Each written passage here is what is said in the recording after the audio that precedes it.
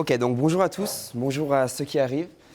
Aujourd'hui, on va parler des problématiques de la contribution au libre, pas au logiciel libre, au libre de manière générale, même si on va surtout parler de logiciels dans la conférence, et comment on a tenté de les résoudre.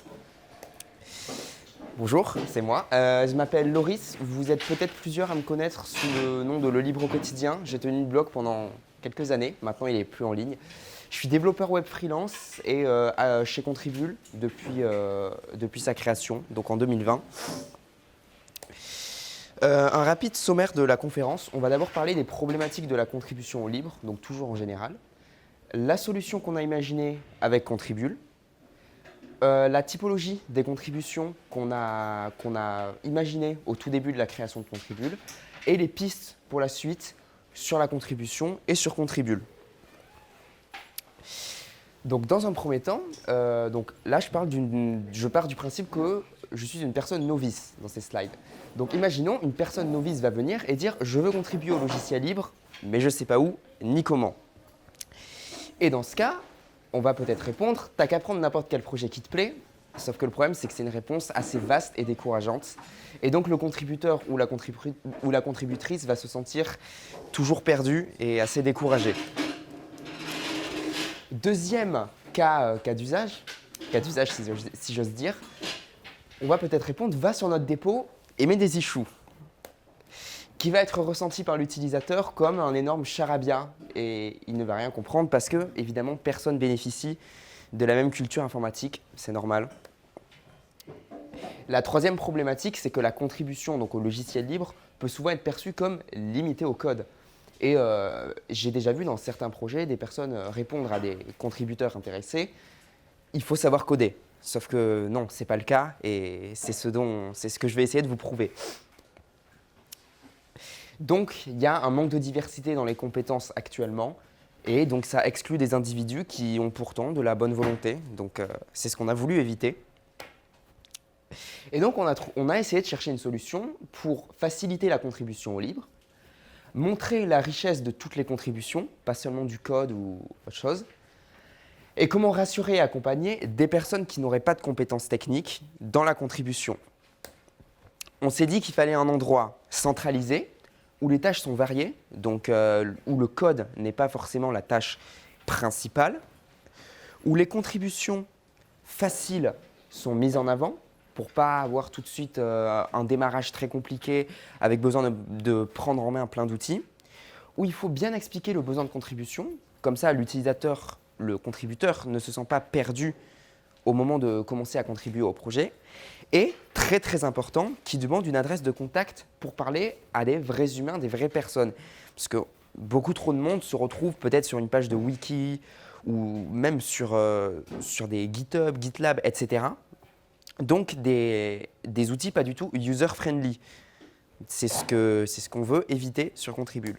Et donc c'est comme ça qu'on a imaginé Contribule, une plateforme qui mettrait en relation des projets libres qui ont besoin d'aide avec des contributeurs et des contributrices qui viennent de tous horizons. Tout d'abord, je vais commencer par vous parler un peu de la méthode de travail qu'on a mise pour sortir l'outil. D'abord, la réalisation de maquettes. Voilà, donc comme vous voyez, c'est un sacré bazar. Les maquettes qui ont été initialement réalisées par Mélie, qui est au premier rang. Et donc, après la réalisation de ces maquettes, la réelle création du projet a commencé au Confinatelier numéro 1. Donc, c'est la version adaptée aux problématiques petits Covid des contribateliers de Framasoft. Donc, les objectifs de ce premier Confinatelier, c'était d'abord valider la pertinence du projet. Parce que si on fait un projet et que personne va y aller, c'est pas pratique. Rechercher des contributions pour créer l'outil, donc principalement en développement, étant donné que Mélie est designeuse, donc les compétences étaient déjà présentes. Lister tous les types de contributions possibles, donc on y reviendra plus tard dans la partie typologie des contributions. Ça nous a pris du temps, donc fallait bien le caser dans la conférence. Et réfléchir à un nom pour le projet. Donc, comme vous le voyez, c'est Contribule. Je ne pense pas vous apprendre grand-chose en disant ça. Donc, comme vous pouvez le voir, on a eu une petite période de creux dans la création de l'outil. On a commencé début 2021. Donc comme vous pouvez voir, c'est parti en fanfare et après c'est un petit peu redescendu pendant quelques mois. Bon, on avait nos vies respectives, mais comme vous pouvez le voir, c'est reparti à partir de décembre. Qu'est-ce qu'il s'est passé en décembre? Je vous le donne en mille. Le Confine Atelier numéro 2 qui a permis la relance du projet. Donc les objectifs, les nouveaux objectifs, c'était de remotiver les personnes intéressées, de pouvoir mettre en place une organisation plus poussée. Donc on s'est fait des rendez-vous par appel toutes les semaines et c'est ce qu'on a tenu pendant plusieurs mois. Donc quand même, c'est vraiment très très bien. Je suis très très fier de ça. Et évidemment, définir les fonctionnalités qu'on voulait à développer en priorité pour pouvoir avoir une version bêta qui sort au plus vite. Parce que bon, l'objectif, ce n'était pas de sortir un site tout bien fignolé, avec toutes les fonctionnalités dès le départ. Non, ce n'était pas ce qu'on recherchait. Notre méthode de travail, donc aussi, vous voyez, là, vous avez toutes les boards qu'on a créées pour toutes les fonctionnalités qu'on voulait sur Contribule, avec les petites cartes pour nos différentes, j'appellerais ça des jalons, nos différents objectifs, donc pour la V1, pour la bêta, etc., etc. Et finalement, après quelques semaines, on a enfin pu sortir la version bêta de Contribule, qui avait déjà une belle gueule, hein, il faut l'admettre, qui avait la majorité des fonctionnalités qu'on a aujourd'hui, donc qui était déjà vraiment très très utilisable par les utilisateurs. Qu'est-ce qui a permis la mise en ligne rapide du projet? Simplement, on a travaillé dans une équipe assez complète avec designers, développeurs, même des personnes qui ont endossé le rôle de la gestion du projet, entre guillemets. Donc le travail en équipe avec une designeuse qui a initié les bases grâce aux maquettes. Évidemment, les rôles se sont répartis d'une manière naturelle selon les compétences de chacun. Bon, forcément, on ne va pas demander à des développeurs de faire du design. Et nos discussions hebdomadaires, comme ça, on a pu parler de vraiment tout ce qui bloquait et ainsi avancer plus vite, parce qu'il n'y a rien de pire que de rester bloqué dans son coin avec des problèmes. On avait aussi bien défini le besoin initial et comme ça, on pouvait se fixer sur la création de la plateforme sans vraiment partir dans tous les sens. Donc ça, c'est très important si vous avez un projet libre. Et aussi la participation ponctuelle de contributeurs et contributrices qui sont passés par le collectif ou qui sont simplement venus aider, puis repartis.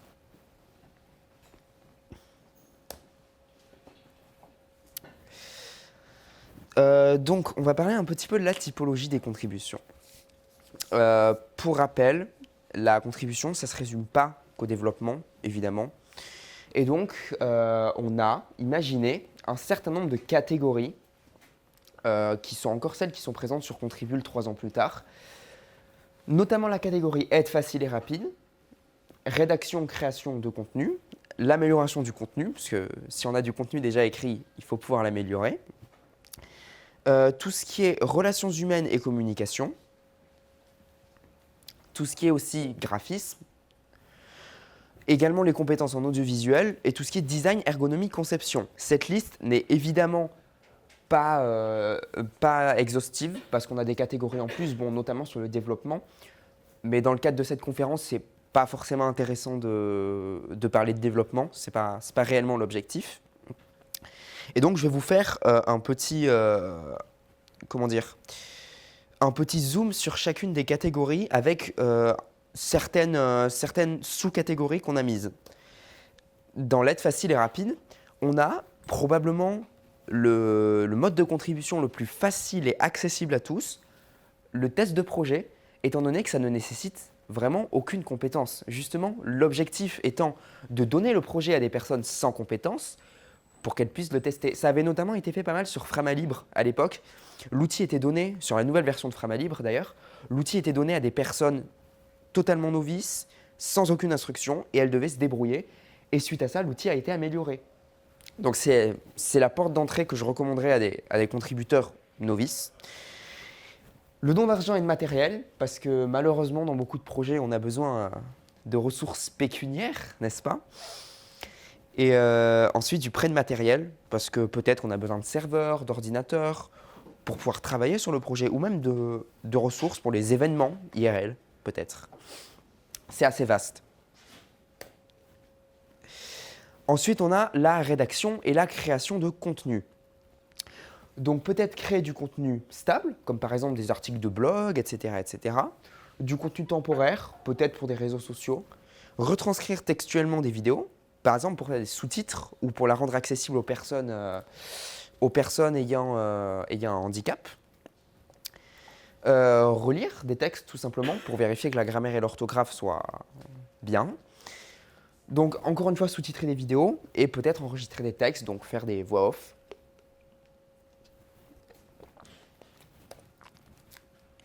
Également, dans toute la catégorie relations humaines communication, vous avez par exemple l'animation de communauté interne. Vous aurez beau avoir la meilleure communauté du monde, si personne l'anime, ça va être compliqué de rester actif et de l'animer. Création de manifestes, notamment pour cadrer un petit peu ce qui se fait à l'intérieur d'un projet. La gestion du projet, donc, c'est un peu prendre le rôle de chef de projet si on veut parler en termes corporate, mais en tout cas, c'est prendre un peu le lead pour faire en sorte que tout ne parte pas dans tous les sens. Aide aux utilisateurs, présenter un projet, je pense que ça va de soi. Oula, il y a eu un petit problème sur la 3e ligne, mon copier-coller a un peu fourché, mais l'organisation d'événements, donc par exemple le Capitole du Libre, à tout hasard, je dis ça totalement au hasard évidemment, et la modération d'un réseau social / de plateforme comme Contribule.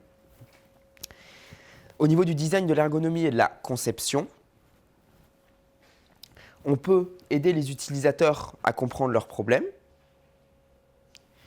améliorer les interfaces utilisateurs et également rendre les sites internet ou les applications plus accessibles, notamment pour les personnes en situation de handicap. Et ensuite, promis, après on a fini, tout ce qui est graphisme, donc création de chartes graphiques, d'icônes, d'illustrations ou de logos. Jusqu'ici, ça paraît assez simple. Et ensuite, pour tout ce qui est audiovisuel, donc quand on pense au libre, on ne pense pas forcément à l'audiovisuel libre, mais ça existe. Il y a pas mal de projets, notamment la Blender Foundation qui faisait à une époque pas mal de projets d'animation. Donc ça rentre dans la catégorie audiovisuelle. Bon, malheureusement, la Blender Foundation n'a pas mis d'annonce sur Contribule.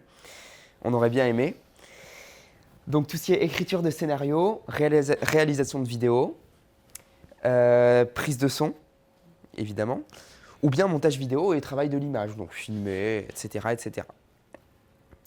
Ça, c'était simplement une partie des catégories qu'on a mis sur Contribule, parce que bon, évidemment, je pouvais pas les mettre, je pouvais pas toutes les mettre, parce que sinon, rien que tout vous lire, ça m'aurait mis la durée de la conférence.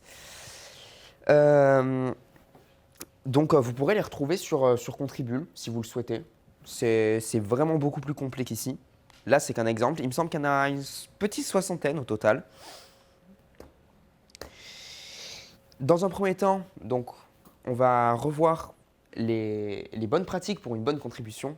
Donc déjà, hop, préparer un accueil adapté aux contributeurs et contributrices.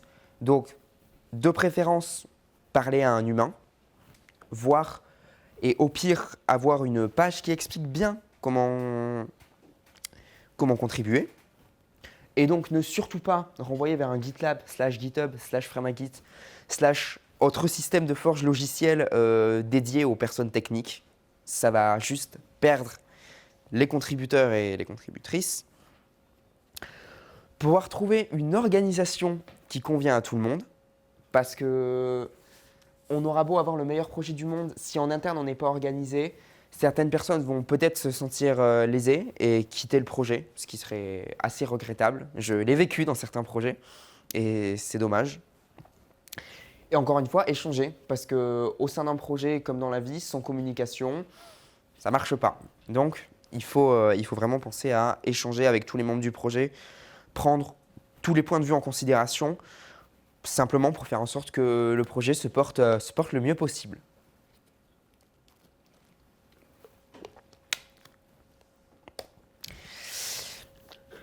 Et également, Contribule existe depuis maintenant 3 ans. Donc là, sur la fin de la conférence, on va avoir quelques pistes un petit peu en vrac. On est passé donc sur la dernière partie. conférence qui durera probablement un peu moins longtemps que prévu. Et donc, à un moment, on s'est posé la question de comment on pourrait faire évoluer Contribule avec le temps. Parce que forcément, avec le temps, on a… donc, ça s'applique à Contribule, évidemment, mais ça se ressent dans beaucoup de projets libres. Le manque de temps des contributeurs et des contributrices. Donc, il faut réussir à concilier tous nos emplois du temps.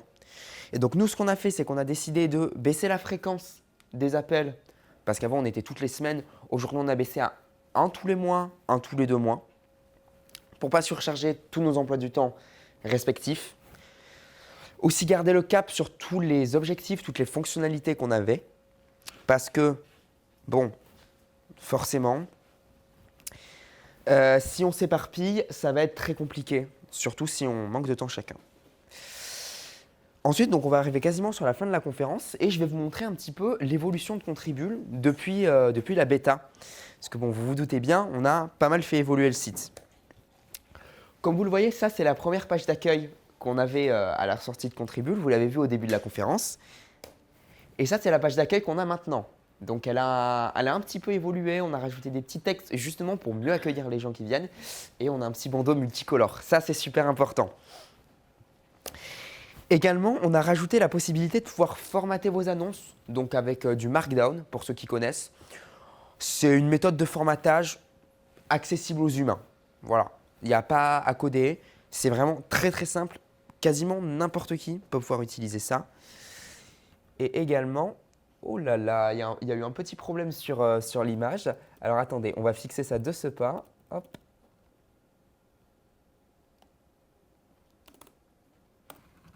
Voilà, la date d'expiration d'une annonce, parce qu'on peut le voir actuellement sur Contribule, il y a des annonces qui datent de plusieurs années et peut-être que les projets n'ont plus besoin de contributeurs ou de contributrices. Donc il y a quelques temps, on a rajouté cette fonctionnalité pour permettre aux projets de définir une date d'expiration à laquelle leur demande sera simplement supprimée de Contribule. Rien ne leur empêchera d'en remettre une si le besoin est encore présent. Également, on a rajouté quelque chose qui nous était très très demandé, c'est la possibilité de pouvoir filtrer les contributions sur la page. Parce que quand on se retrouve avec un site où il y a plus de… Il me semble qu'actuellement on est à une centaine de contributions publiées sur la plateforme, donc c'est important de pouvoir filtrer en fonction des besoins. Et également, ça c'est de notre côté, on a développé un petit système pour pouvoir modérer les annonces. Donc c'est assez simple, on se base sur Mattermost. Bon, nous, dans notre cas, on est sur Framatime. Mais c'est un système qui ne nécessite aucune compétence technique. On peut juste récupérer le lien de modification ou de suppression de l'annonce, au cas où on doit modérer. Et également, on a une petite fonctionnalité pour afficher un bandeau, pour avertir que le projet n'est pas libre, mais vu qu'il a quand même une certaine philosophie, on le laisse sur la plateforme. Bon, j'en ai pas parlé dans la conférence parce que ça a été vraiment très très peu utilisé durant la vie du site. Et donc maintenant, on arrive à notre plus grande problématique actuelle, c'est comment faire connaître la plateforme. Parce que le problème, c'est qu'on est arrivé un petit peu à un stade où on a un super site, il est complet, il marche très bien, il n'est pas buggé du tout. Et sauf que, entre guillemets, personne ne le connaît. Et donc, les clés, c'est de ne pas se retrouver dans un cercle vicieux de rajouter des fonctionnalités et ne pas communiquer dessus, parce qu'on aura beau avoir le meilleur site du monde. Si personne ne le connaît, c'est compliqué. Donc voilà, ça vient avec le deuxième point. On a une super plateforme, mais on peine à faire venir des gens dessus. Et également, la communication, ce n'est pas forcément notre cœur de compétence. Actuellement, actif dans le collectif Contribule, on est 2 développeurs, 2 designers. Donc la communication, c'est clairement pas notre cœur de métier. On essaye de faire avec ce qu'on a, mais forcément, c'est compliqué. Donc, on s'est dit qu'on allait vous faire une petite annonce Contribule pour trouver quelqu'un pour nous aider à communiquer. Donc, le lien sera sur la dernière slide. En résumé, il faut trouver des moyens plus conviviaux pour accueillir les contributeurs et les contributrices, notamment les novices/néophytes. Parce que si on ne les accueille pas, la contribution en général va droit dans le mur. Également, si la communication dans les projets ne s'adapte pas autour des gens, l'intégration des novices/néophytes sera difficile, voire impossible. Il faut donc s'adapter aux gens qui arrivent dans le projet. Et Contribule est la solution que nous avons trouvée, avec une magnifique faute d'orthographe d'ailleurs. Mais ce n'est pas la seule qui peut exister. Donc si peut-être certaines personnes dans la salle ont des idées d'autres moyens, il ne faut pas hésiter à les mettre en pratique. C'est ce qu'on a fait et aujourd'hui ça marche plutôt bien. Juste, j'aimerais finir la conférence par quelques petits remerciements. Donc déjà, merci à Framasoft qui nous fournissent la machine et le nom de domaine qui fait tourner Contribule depuis le début. Ça a été une grande aide technique pour nous. Merci également à Libréon. Libréon qui est un chaton qui nous fournit un service de surveillance, de monitoring pour ceux qui connaissent, afin de faire en sorte que Contribule ne tombe pas toutes les nuits. C'est arrivé à un moment. C'est pour ça qu'on a mis ça en place. Et merci également à tous les contributeurs et les contributrices qui sont passés par Contribule, parce que leur aide a été vraiment très précieuse et on n'en serait pas là aujourd'hui sans. Et également, voilà, donc ça c'est la fin, on a des petits stickers que je montre de ces pages, je ne sais pas si ça se verra à la caméra, mais en tout cas on a des petits stickers magnifiquement holographiques. Donc voilà, si vous en voulez, sachez qu'on les donne à prix libre et que tout l'argent récolté ira à un organisme caritatif. Actuellement, on était plus sur la Croix-Rouge du Liban, donc logiquement, ça sera la Croix-Rouge du Liban. Merci à vous pour l'écoute. Si vous avez des questions, n'hésitez pas. Je crois qu'il nous reste 5 petites minutes. Ok, il nous reste 5 petites minutes. Et vous avez donc tous les liens pour nous contacter. Et également, vous pouvez venir sur notre Framateam si vous voulez communiquer avec nous. Sinon, on a un mail, un mastodon, un petit wiki si vous voulez voir un peu comment on fonctionne. Vous aurez notre petite annonce Contribule pour trouver un communicant. N'hésitez pas à répondre. Et vous aurez les slides disponibles sur ce lien après la conférence. Parce que bon, j'avais pas envie de vous spoiler, ça aurait été trop bête. Voilà, j'espère que la conférence vous a intéressé et merci à tous et à toutes.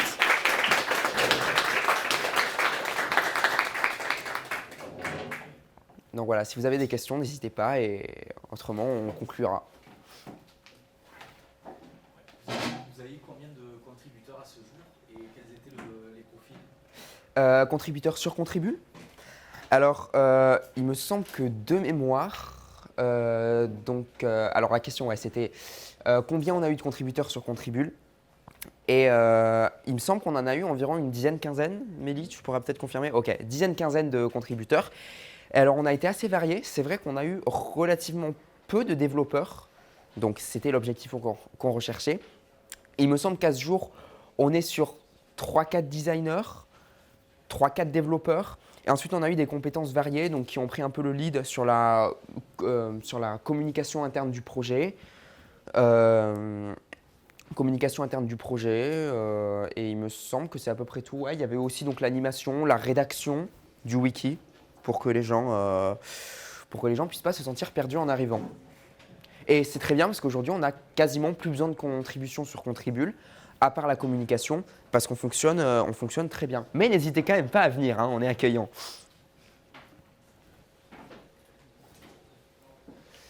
D'autres questions? Ouais.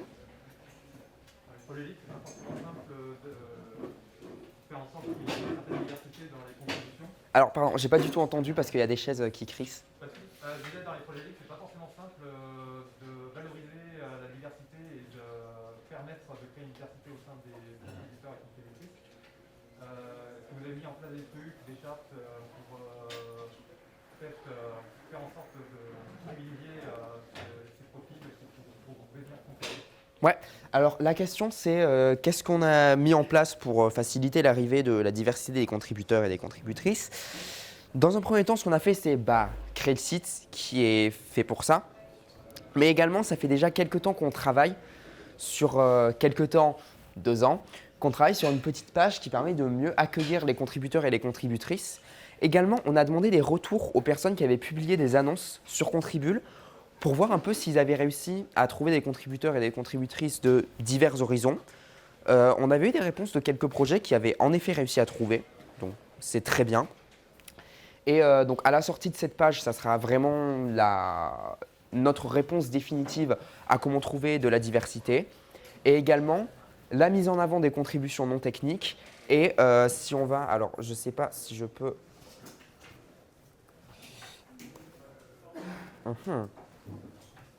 Bon, je ne peux pas supprimer le plein écran. Mais on a mis en place une liste de contributions faciles en haut de Contribule, donc des premières contributions que tout le monde peut faire. Et donc c'est notre vision de l'encouragement de la diversité. Voilà, voilà. Est-ce que quelqu'un a une dernière question et après on arrêtera? Ouais.